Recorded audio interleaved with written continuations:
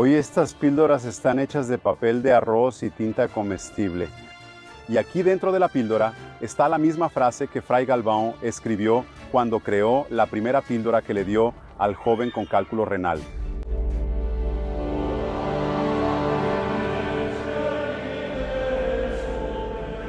Uno se pone a imaginar a un santo, el primer santo en Brasil. Nació aquí cerca, junto a la iglesia, seguramente jugó en estos rincones de aquí. Aquí celebró su primera Santa Misa.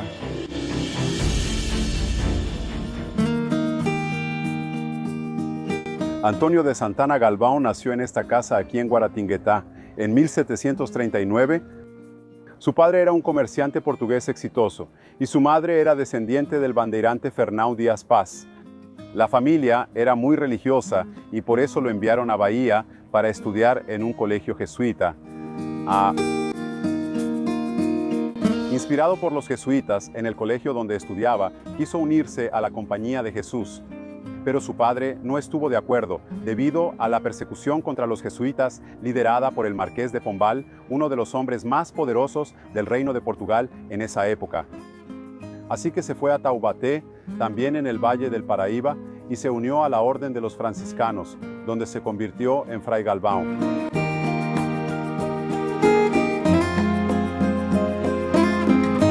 Soy pariente séptima generación, descendiente de 2 hermanas de él. Mira nada más, entonces es aún más especial. Sí, yo y mi esposo también lo somos. ¿Y usted nació y creció aquí en la región? En la casa de al lado, sí, y recuerdo a mi abuela rezando el rosario, sí, de esos de Pasto, y diciendo, estoy rezando por mi tío santo. Mira nada más, desde niña, primero que nada él era como el auxilio, sobre todo para problemas de parto, porque creo que su mamá, que falleció a los 38 años por un problema de parto, y él no estaba aquí, estaba en el convento en Bahía. Cuando él llegó ya no tenía a su mamá. Entonces él tenía una atención especial hacia los partos y todas las que iban a dar a luz, al menos en mi época, iban a buscar la pastilla. Y aquí entonces es la casa donde él nació y también creció. Creció hasta los 14 años, entonces... ¿Vivía aquí? ¿Vivía en este lugar donde estamos? Entonces vivía aquí.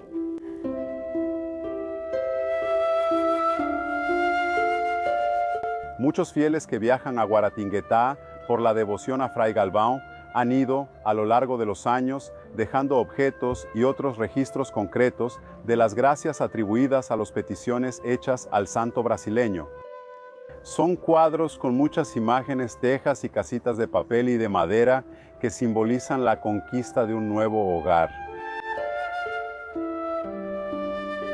El lugar también tiene muchas fotos que conmueven al revelar los rasgos y las expresiones de aquellos que agradecen a Fray Galvão, ya sea por el alivio del sufrimiento o por algún momento especial.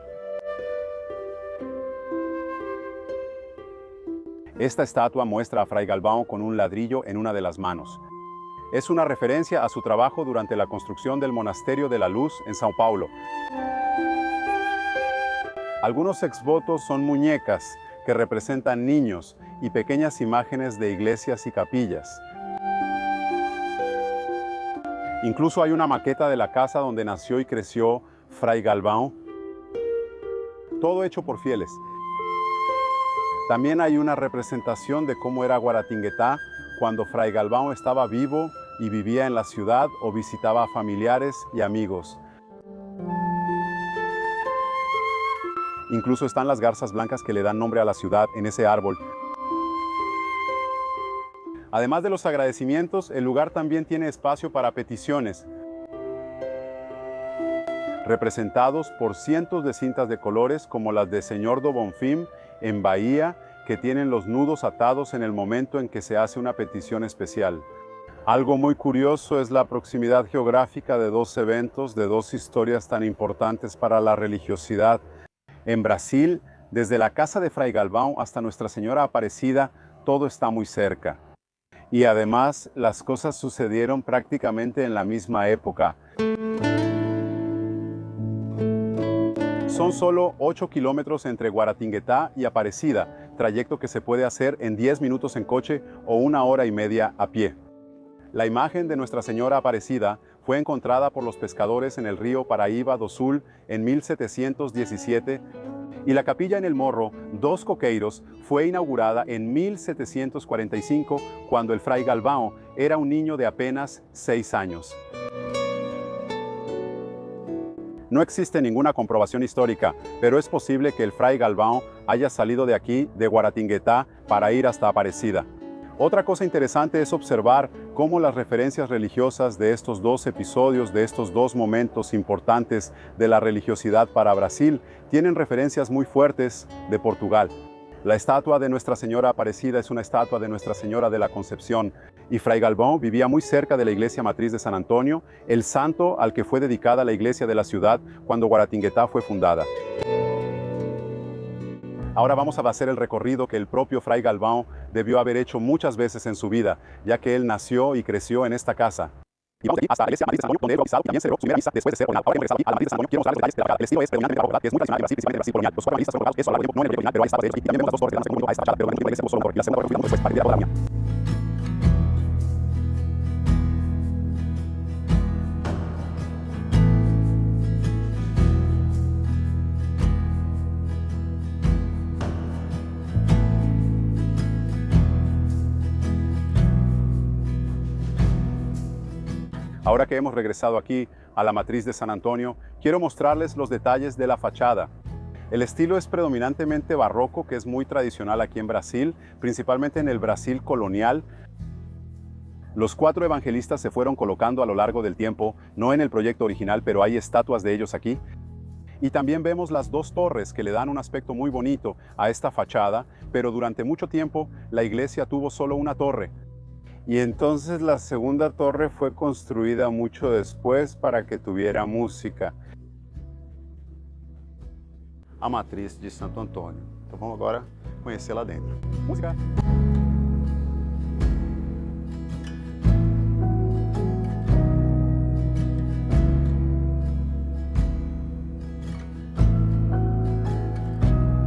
Justo en la entrada, aquí de la matriz de Santo Antonio, ya vemos esta puerta hermosa, ¿verdad? Toda decorada. También con referencias en los vitrales a los cuatro evangelistas, Mateo, Marcos, Lucas y Juan, y también estatuas de las dos grandes referencias religiosas de la región. San Antonio, que le dio el nombre a esta iglesia todavía en el siglo XVII, y San Frei Galvão, que nació aquí en la ciudad y rezó en este lugar la primera misa después de ser ordenado. Y justo en la entrada de la iglesia matriz a la izquierda, tenemos una reliquia de Frei Galvão colocada aquí en este espacio. Curiosamente, la placa dice Reliquia del Beato Frei Galvão, porque fue colocada aquí antes de la canonización. Él fue beatificado en los años 80 y canonizado en 2007, cuando pasó a ser llamado entonces San Frei Galvão.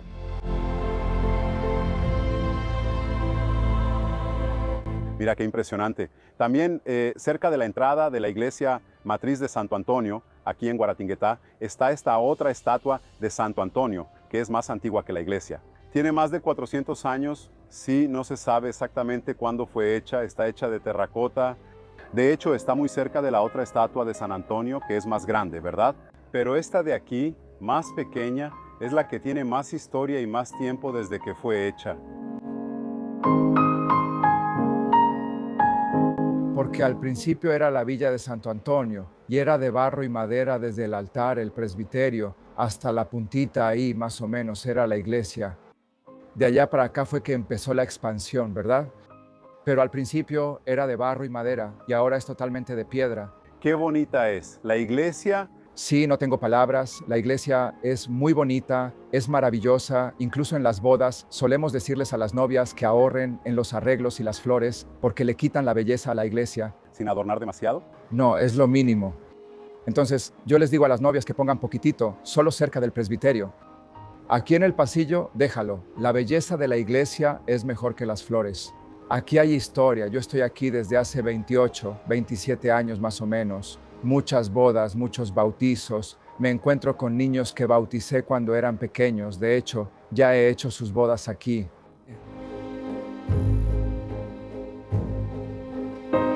Es un lugar muy acogedor, Sergio, es gratificante. Yo lo llamo la capilla del silencio. Llegan los peregrinos, yo les digo, a mi izquierda la capilla del silencio, la capilla del silencio, la capilla del Santísimo. Ahí tienes el silencio de Dios, hablas con Dios, escuchas a Dios, es en el silencio y es muy acogedor. ¿Es meditación lo que necesitamos? Sí, profunda, es muy bueno, es muy importante. Y para usted, ¿cuál es el legado de Fray Galvão? Además de las píldoras de Fray Galvão, es la caridad. Sin caridad no existe. Él también es llamado el hombre de la caridad, el hombre de la caridad, el hombre de la paz, que el mundo tanto necesita hoy en día. La paz, esa paz que viene del corazón de Dios. Él transmite esa paz y va a seguir transmitiendo esa paz, esa caridad.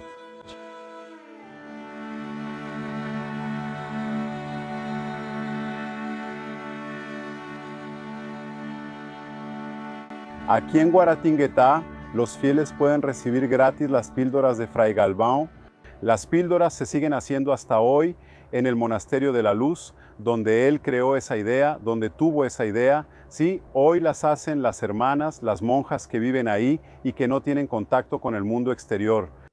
Y esa idea de la píldora surgió cuando Fray Galvão recibió la petición de un joven que sufría de cálculos renales y necesitaba ayuda, ¿verdad? Quería ayuda, y Fray Galvão entonces escribió una frase en un papelito, lo enrolló en forma de píldora y le pidió que la ingiriera. Y entonces la historia cuenta que ese joven mejoró rápidamente y esa mejoría se atribuyó justamente al poder de la píldora. Hasta hoy esas píldoras tienen la misma frase que Fray Galvão escribió en la primera y también se doblan de la misma manera. Entonces viene aquí en una estampita y ahí dentro del plástico, del otro lado, vemos aquí el papelito doblado de la misma manera que Fray Galvão lo ideó, con la píldora aquí adentro. Y con la misma inscripción, las píldoras son pequeñitas, mira. Hoy estas píldoras están hechas de papel de arroz y tinta comestible y aquí dentro de la píldora está la misma frase que Fray Galvão escribió cuando creó la primera píldora que le dio al joven con cálculo renal. Después del parto, oh Virgen, permaneciste intacta. Madre de Dios, intercede por nosotros.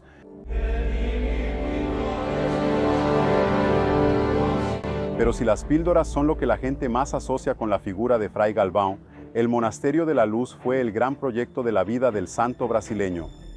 El lugar tenía una capillita dedicada a Nuestra Señora de la Luz, construida en 1603. Como confesor de las monjas del recogimiento de Santa Teresa, Fray Galvão escuchó de la hermana María del Espíritu Santo información sobre una visión que ella había tenido. En esa visión, Jesús le pedía a la hermana que se construyera una nueva casa religiosa. A partir de la información sobre las visiones, Fray Galvão empezó a dedicarse a la construcción del Monasterio de la Luz como un gran proyecto de vida. Diseñó edificios, recaudó fondos y se puso manos a la obra. Y el Monasterio de la Luz se transformó en una de las grandes obras, en uno de los grandes legados de la vida de Fray Galvão.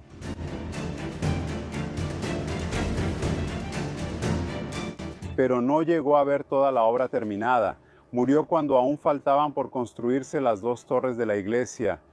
Y fueron justamente las píldoras y la construcción del Monasterio de la Luz las que consolidaron el legado de Fray Galvão y prepararon el terreno para que él se convirtiera en el primer santo brasileño.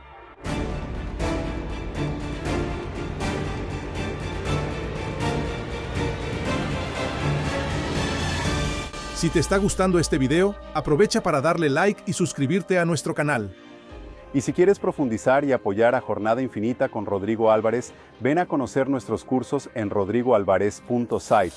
Brasil es uno de los países con el mayor número de católicos en todo el mundo.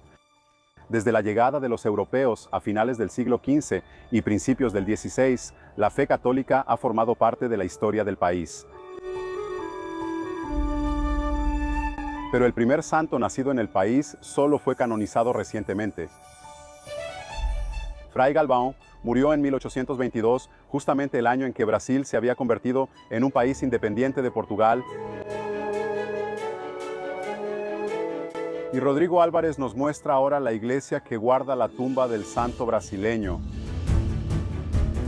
y el monasterio que fue la gran iniciativa de Fray Galvão. Esta región se volvió importante después de que la imagen de Nuestra Señora de la Luz vino para acá.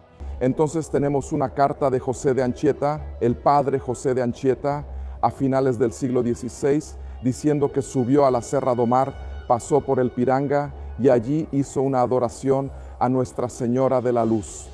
Entonces se cree que esa imagen es una de las más antiguas de la propia ciudad de São Paulo. Era una pareja la que cuidaba de esa imagen, que después se muda a esta región en el siglo XVII y baja esa imagen para una capilla donde sigue siendo cuidada.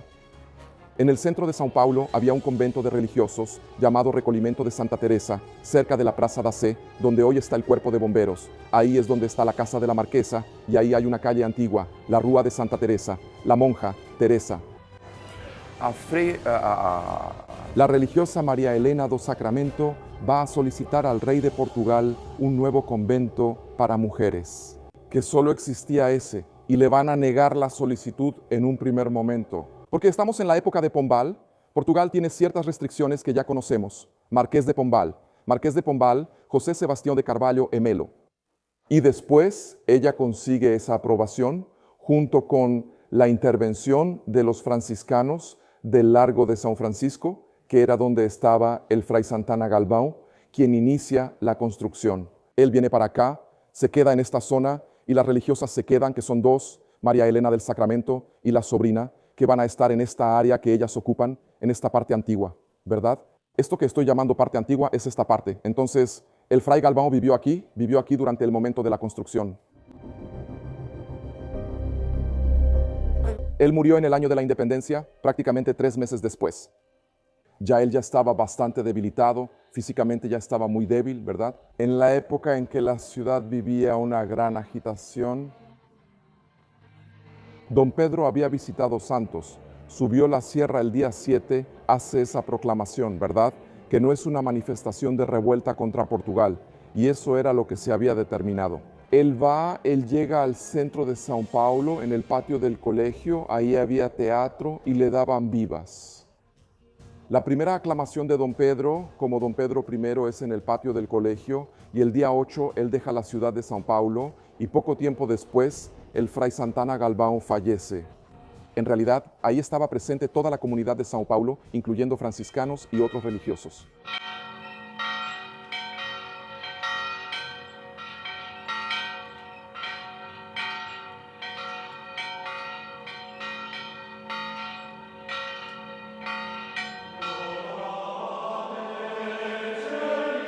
El primer santo nacido en Brasil fue canonizado el 11 de mayo de 2007 por el Papa Benedicto XVI.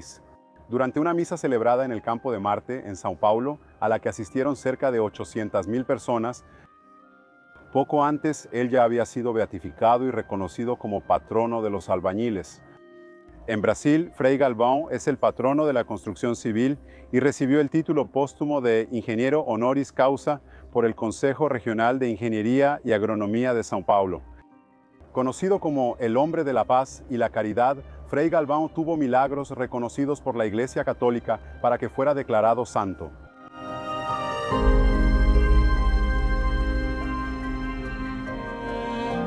Más de 30.000 casos fueron analizados en el proceso de canonización de Fray Galvão y 2 de ellos fueron decisivos. Ocurrieron en los años 90. El primero de una chica llamada Daniela Silva, que sufría de muchas enfermedades: hepatitis, meningitis, neumonía, infección hospitalaria. Los médicos no tenían muchas esperanzas y después de que ella usó las píldoras de Fray Galvão, la curación, según los relatos, fue cuestión de semanas. En el segundo caso, ya para finales de la década, una mujer, Sandra Grossi, sufría de infertilidad. Usó las píldoras, logró embarazarse, llevó el embarazo hasta casi el final y tuvo a su hijo Enzo, pero él nació con problemas. Nuevamente, Sandra recurrió a las píldoras y los dos quedaron bien, tanto la madre como el hijo, en lo que fue considerado el milagro doble de Fray Galvão.